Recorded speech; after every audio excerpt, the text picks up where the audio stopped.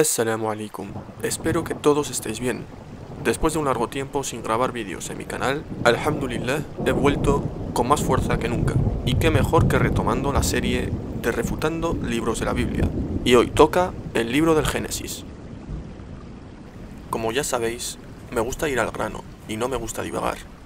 Para empezar, me gustaría explicar qué es el libro del Génesis. El título en castellano, Génesis, viene de la traducción griega, es decir, la Septuaginta, que quiere decir orígenes. Génesis sirve para introducir el Pentateuco, los primeros 5 libros del Antiguo Testamento.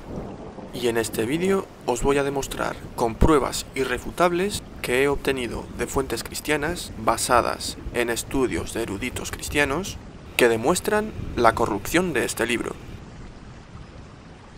Es cierto que algunos relatos del Génesis tienen cierta similitud con el Corán y la tradición islámica, como por ejemplo algunas historias de los patriarcas. Pero eso no quiere decir que los relatos del Génesis sean históricos y que su redacción no haya sido alterada. Empecemos por una pregunta básica. ¿Quién escribió el Génesis? De manera oficial, las iglesias te dirán de que el autor del Génesis fue Moisés, pero esto no es cierto, porque si profundizamos en el estudio, encontraremos de que pasó por muchas manos. Si tomamos una Biblia de estudio, como por ejemplo la Biblia de estudio Andrews, en su introducción al Génesis dice lo siguiente: Génesis no explicita su autor. Los eruditos que aplican la metodología de la alta crítica para estudiar la Biblia sugieren que el Pentateuco es el resultado de un proceso editorial complejo, pues sería una compilación de por lo menos 4 fuentes distintas redactadas por autores anónimos entre los siglos X y V a.C. ¿A qué se refiere con 4 fuentes distintas? Pues bien, encontré que la Biblia titulada El libro del pueblo de Dios nos explica brevemente estas 4 fuentes. Las 4 tradiciones del Pentateuco. El estudio detenido de los textos permite afirmar que en la composición definitiva del Pentateuco, realizada después del exilio hacia el siglo V a.C., se emplearon principalmente 4 fuentes o tradiciones diversas: la yavista, la eloísta, la sacerdotal y la deuteronómica. Procedentes de ambientes y épocas muy diferentes, explica la variedad de vocabulario y estilo, la existencia de relatos paralelos o duplicados, las incongruencias y, de una manera más general, la rica complejidad literaria y doctrinal que caracteriza a toda la obra. No voy a definir cada una de estas 4 tradiciones, porque esto no es una clase de teología, pero solo quería explicar el origen de tantas contradicciones que hay en el libro de Génesis. Ahora veamos qué dice la introducción de la Nueva Biblia de Jerusalén. Acerca del Pentateuco dice: los estudios sobre estos libros han puesto de relieve la variedad de estilos, las repeticiones y el desorden de los relatos que impiden ver en el Pentateuco la obra de un único autor. O como dije anteriormente, el Génesis pasó por muchas manos. Pero, ¿se sabe al menos quiénes son esos autores? Es obvio que no. Son autores desconocidos y anónimos. ¿Os acordáis de la Biblia de estudio Andrews? Deja claro que los autores son anónimos. Y aquí va una pregunta para los cristianos apologetas. Si los autores son anónimos, ¿por qué atribuís las palabras a Dios? Sigamos con la introducción al Génesis en la Nueva Biblia de Jerusalén. Es una síntesis de tradiciones, leyendas, pequeños poemas y formulaciones de la fe israelita. Es curioso que la Iglesia Católica lo califique como leyendas. ¿Sabéis cuál es la definición de leyenda? Si lo buscamos en un diccionario, vemos de que es la relación de sucesos imaginarios o maravillosos. O dicho con mis palabras, los eruditos católicos se toman el Génesis como un cuento de hadas. Acerca del himno que introduce el libro del Génesis, del cual hablé brevemente en mi vídeo sobre el Evangelio de Juan, dicen lo siguiente: el himno pudo tener orígenes politeístas, babilonios. Aparte de que al inicio dice que se introdujo en una época tardía por unos catequistas bíblicos, es decir, que no estaba en el relato original. Los mitos le sirven al autor para poner de relieve las limitaciones y desórdenes de una humanidad. Nos encontramos nuevamente con un adjetivo que califica a la Biblia como un cuento de hadas.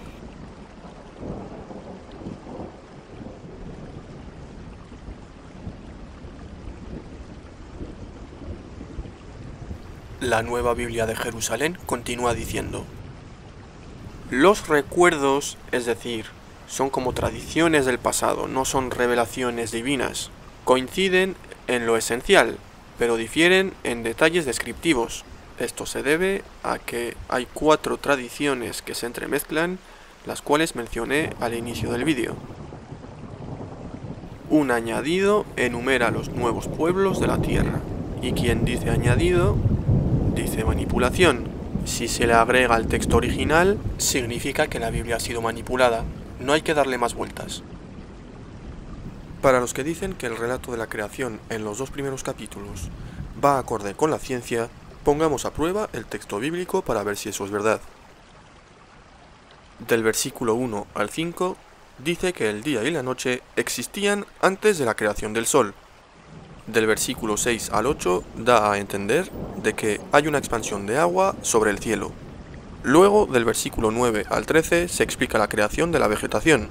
La flora crece sin la luz solar, es decir, sin fotosíntesis. Del versículo 14 al versículo 19, el sol y la luna son creados después de la creación del día y la noche. Del versículo 20 al 23 se explica la creación de los animales, los cuales fueron creados antes que el hombre y la mujer. Y en el resto de versículos del capítulo 1, el hombre y la mujer fueron creados al mismo tiempo. Me gustaría hacer una pequeña pausa antes de pasar al capítulo 2. Los apologetas y predicadores del odio, para parecer más científicos, suelen decir que los días utilizados en el relato de la creación no son días de 24 horas, que en realidad son periodos de millones de años, para estar acorde con la ciencia. Pero veamos qué dicen las Biblias de estudio. Que por cierto, sé de que los eruditos católicos se toman el relato de la creación como un cuento de hadas. Por lo tanto, vamos a ver qué es lo que dicen los protestantes, ya que suelen ser un poco más serios y respetuosos con las escrituras. Tomemos por ejemplo la Biblia de estudio MacArthur. En su pie de página dice: hace miles, no millones de años, en 6 períodos consecutivos de 24 horas llamados días, y que se distinguen además como tales por esta frase: tarde y mañana. Esto no puede referirse a una era, sino solo a un día, contado por los judíos desde la puesta del sol hasta la siguiente puesta del sol. En hebreo, día, cuando se usa con adjetivos numéricos, se refiere simplemente a un periodo de 24 horas. Esto lo dice una de las Biblias de estudio más eminentes del mundo protestante. Ahora veamos otro ejemplo. Tomemos la Biblia de estudio Andrews. Los días de la creación están constituidos de tarde y mañana, lo cual implica la existencia de un día literal de la semana. Cuando el sustantivo día aparece en el Antiguo Testamento unido a numerales, generalmente se refiere a un día de 24 horas literales. La interacción entre la vegetación, la luz y los animales requiere que sea un periodo corto. El mandamiento del sábado en Éxodo 20:11, conmemoración de la semana de la creación, especifica un día literal. Y por este tipo de disparates que contradicen la ciencia, la Nueva Biblia de Jerusalén lo justifica diciendo: la ciencia que utiliza está aún en mantillas, queriendo decir de que el relato es muy primitivo y anticuado. Pero mi pregunta es, si fue inspirado por Dios, ¿no debería de corresponder con los avances científicos? Y ahora sí, pasemos al capítulo 2. Dejando de lado de que al séptimo día Jehová o Yahvé procedió a descansar, si continuamos con la narrativa, vemos de que se contradice con el capítulo 1. Porque del versículo 5 al 9 contradice Génesis capítulo 1 versículos 11 y 12, donde la vegetación fue creada antes que el hombre. O por ejemplo los versículos 19 y 20 del capítulo 2 contradicen Génesis capítulo 1 versículos 20, 21, 24 y 27, donde los animales y las aves fueron creadas antes que el hombre. Y al leer esto no es de extrañar que los eruditos católicos califiquen el capítulo 2 como el resultado de un relato animado y popular. O que, por ejemplo, los datos geográficos que nos da en el versículo 14 son inciertos. Y una pequeña anécdota que me hizo gracia fue la del supuesto nombre de Dios, Jehová, que según la Biblia de Estudio Andrews, probablemente se pronunciaba Yahvé, y los católicos dicen que el nombre es de origen preisraelita. Si queréis ver más detalles sobre el nombre divino, os recomiendo ver mi vídeo donde desmonto doctrinas de los testigos de Jehová con el libro de razonamiento a partir de las Escrituras. En el capítulo 3 nos relata la tentación y el pecado del hombre, y acerca de la representación de la serpiente, el libro del pueblo de Dios nos deja este comentario. Estos indicios hacen suponer que el autor del relato tiene en vista ciertas formas de adivinación y de magia practicadas en Canaán y asociadas con la serpiente, símbolo de la sabiduría y de los poderes ocultos. Es que ni siquiera mencionan a Moisés como autor. Además, en este comentario nos da a entender de que el autor anónimo se basó en tradiciones de adivinación y de magia practicadas en Canaán para componer el relato. Además, como es costumbre en la Biblia, siempre se le echa la culpa a la mujer, ya que según la Biblia, la culpable de la perdición y maldición de la humanidad es la mujer. Y eso lo deja bien claro el pie de página del libro del pueblo de Dios. La enemistad puesta por Dios entre los dos culpables, la mujer y la serpiente seductora, proseguirá entre la descendencia de una y otra. Y esto se deja bien claro en ciertos pasajes de la Biblia.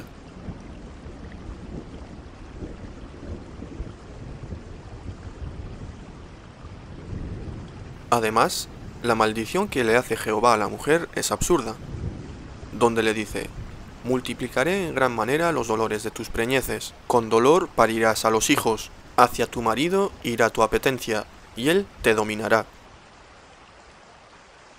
¿Cómo iba a entender Eva lo que Jehová le estaba diciendo, si no tenía ni idea de lo que era estar embarazada, ya que era algo que ni siquiera ella se podía imaginar? Continuando con el relato, y esta vez con la historia de Caín y Abel, veamos qué dice la Iglesia Católica. Estos indicios muestran que el episodio de Caín y Abel no debe ser interpretado como un hecho histórico, que tuvo por actores a los hijos del primer hombre, sino como un ejemplo arquetípico. Como dije anteriormente, para ellos la Biblia es un cuento de hadas. Y me parece bien que piensen eso, pero que luego no digan que es la palabra de Dios. Ahora pasemos al capítulo 6, conocido como el famoso relato de los Nefilín. Y agarraos a lo que se viene. Veamos qué es lo que piensan los eruditos sobre esta historia. La Nueva Biblia de Jerusalén dice: el autor parece utilizar en este episodio difícil una leyenda popular sobre los gigantes. Así que aparece nuevamente la palabra leyenda. Una leyenda es todo lo contrario a un hecho histórico corroborado, y menos todavía se puede relacionar con la palabra de Dios. Ahora observemos el comentario del libro del pueblo de Dios. Podéis pausar el vídeo para leerlo detenidamente. Yo os iré mencionando las palabras que subrayé en rojo. Lo califican como una leyenda popular, que eran creencias antiguas que en realidad son relatos mitológicos. ¿Os acordáis de cuando os nombré las 4 tradiciones que se utilizan en el Pentateuco? Pues el relato de los gigantes y el diluvio combina 2 tradiciones paralelas. Al combinar 2 tradiciones, el redactor definitivo, atención, redactor definitivo, respetó esos testimonios recibidos del pasado, y que por lo tanto encontramos incongruencias en los detalles.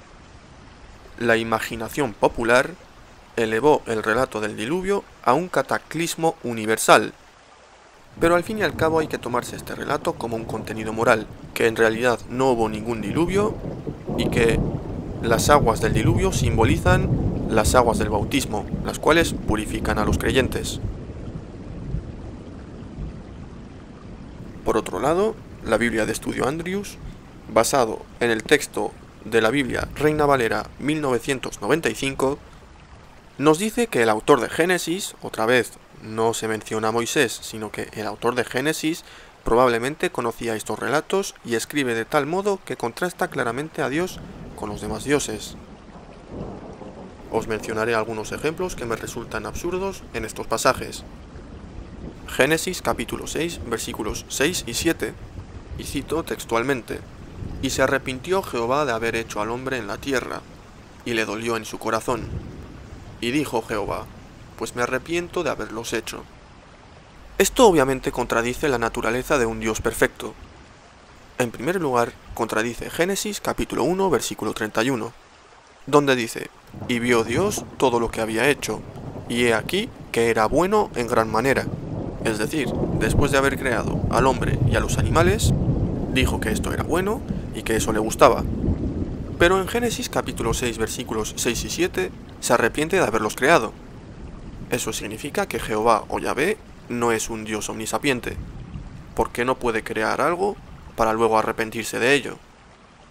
Y en segundo lugar, contradice ciertos pasajes de la Biblia, como por ejemplo Números capítulo 23, versículos 19 y 20, o también Primera de Samuel capítulo 15, versículo 29. E incluso contradice el Nuevo Testamento, Santiago capítulo 1, versículo 17.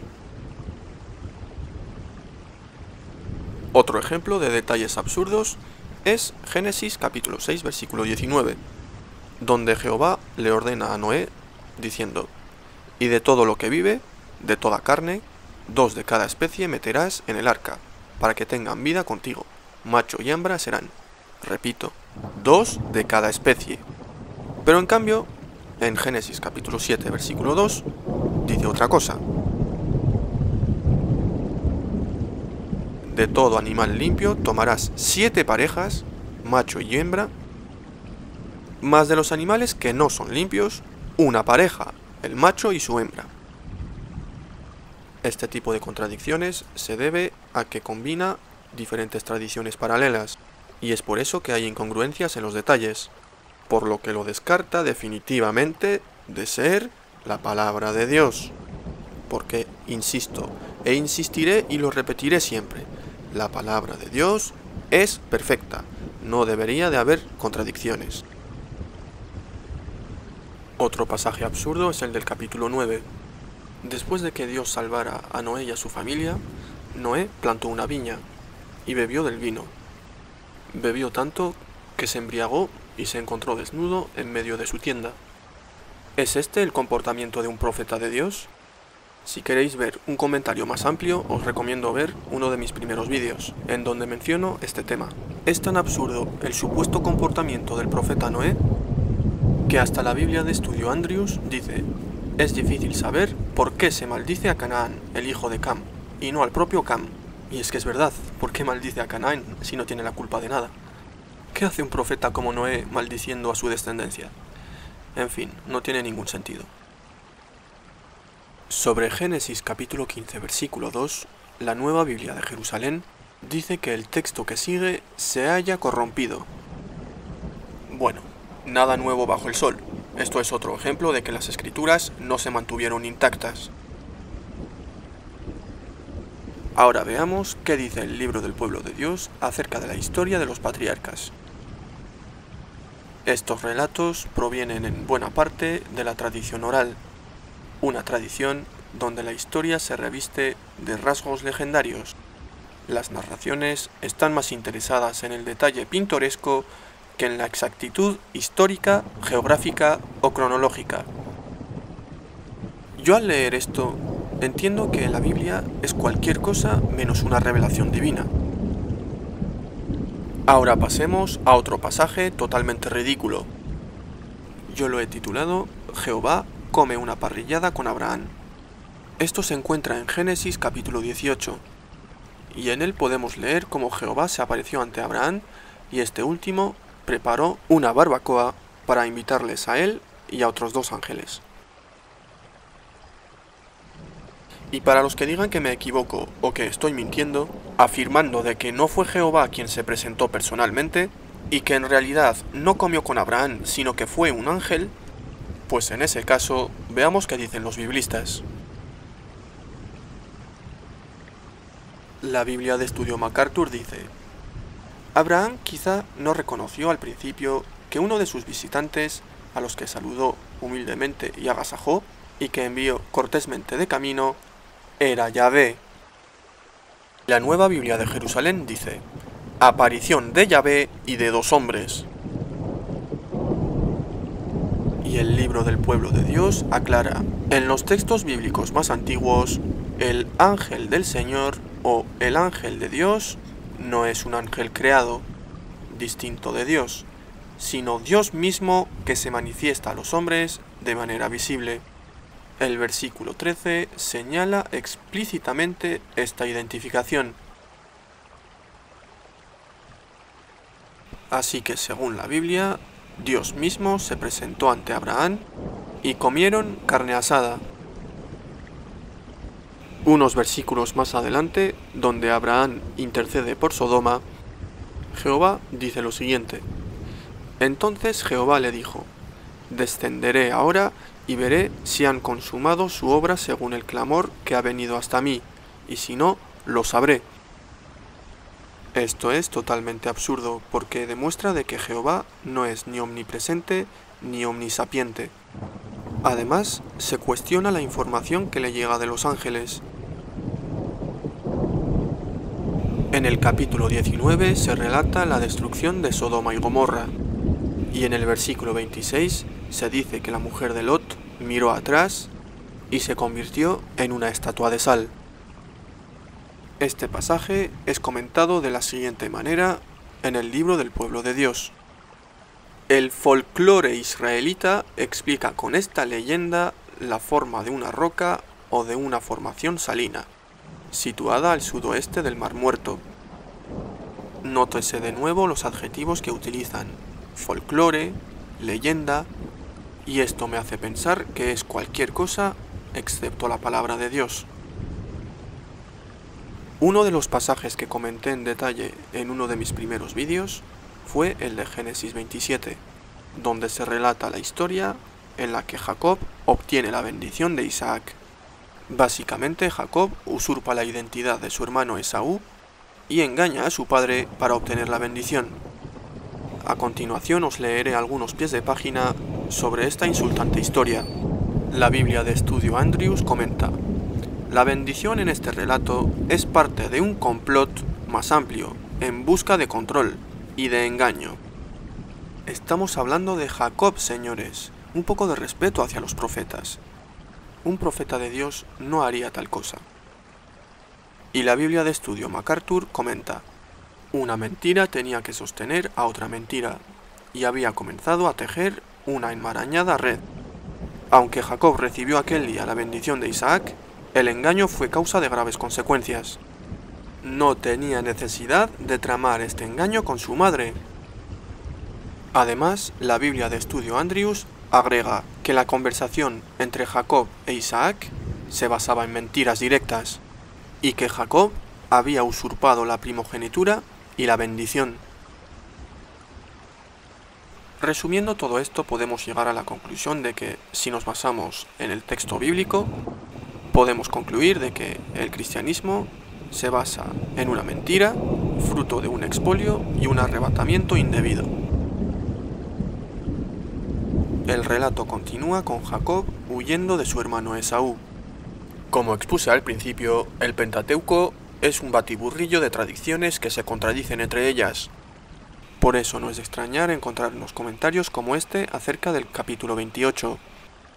Según el relato precedente, Jacob huye a Mesopotamia para librarse de la venganza de Esaú. Este texto sacerdotal, en cambio, ignora por completo el episodio anterior.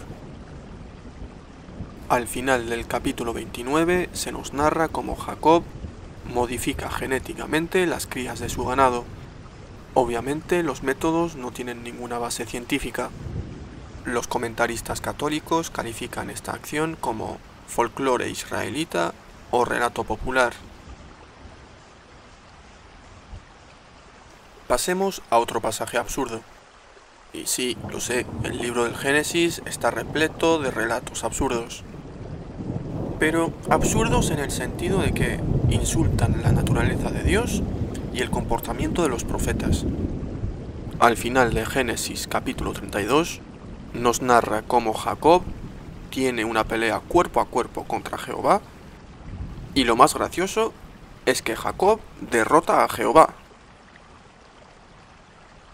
Veamos qué dicen los biblistas, tanto por el lado protestante como por el lado católico. La Biblia de Estudio MacArthur dice: identifican a este varón con quien luchó Jacob como el ángel de Jehová, que es también identificado como Dios, una aparición preencarnada del Señor Jesucristo. El libro del pueblo de Dios comenta: este extraño relato explica el origen del nombre Israel. Se pone en relación con la fortaleza de Jacob en su lucha cuerpo a cuerpo con Dios. El autor yavista ha construido su relato sobre la base de un antiguo cuento popular. La Nueva Biblia de Jerusalén dice: relato misterioso en el que Jacob lucha con alguien que el autor identifica con Dios. Y Jacob parece desde luego vencedor. La Biblia de Estudio Andrews dice: el lector se preguntará por la identidad de ese atacante. Oseas lo identifica como el ángel, y Jacob mismo lo reconoció como Dios. Y ahora os expondré una contradicción del tamaño de una catedral, y nunca mejor dicho. Os he mostrado pasajes donde los patriarcas se encuentran cara a cara con Jehová. Unos almuerzan con él y otros le derrotan en peleas. Estos son algunos ejemplos de muchísimos que hay en la Biblia. Pero a lo que voy es que esto contradice por completo Juan capítulo 1 versículo 18, donde dice que a Dios nadie le ha visto jamás. O también contradice Primera de Timoteo capítulo 6 versículo 16, donde se describe a Dios de la siguiente manera: el único que tiene inmortalidad, que habita en la luz inaccesible, a quien ninguno de los hombres ha visto ni puede ver. ¿Veis a lo que me refiero? En Génesis 46:34 encontramos una interpolación posterior. Así lo explica el libro del pueblo de Dios. Esta aclaración fue añadida al relato original. Y como detalle final para ir acabando el vídeo, resulta que el testamento de Jacob, en el capítulo 49, la forma definitiva del relato no es anterior al reino de David. Y si hablamos de forma definitiva, eso significa que pasó por un proceso de manipulación y modificación. Esto fue el resumen de algunas pruebas que recopilé que demuestran la corrupción del libro del Génesis. Si Dios quiere, seguiré subiendo vídeos sobre esta serie. Espero que este vídeo os haya servido para comprobar de que la Biblia no es el libro infalible que os han enseñado. Que la paz sea con todos vosotros.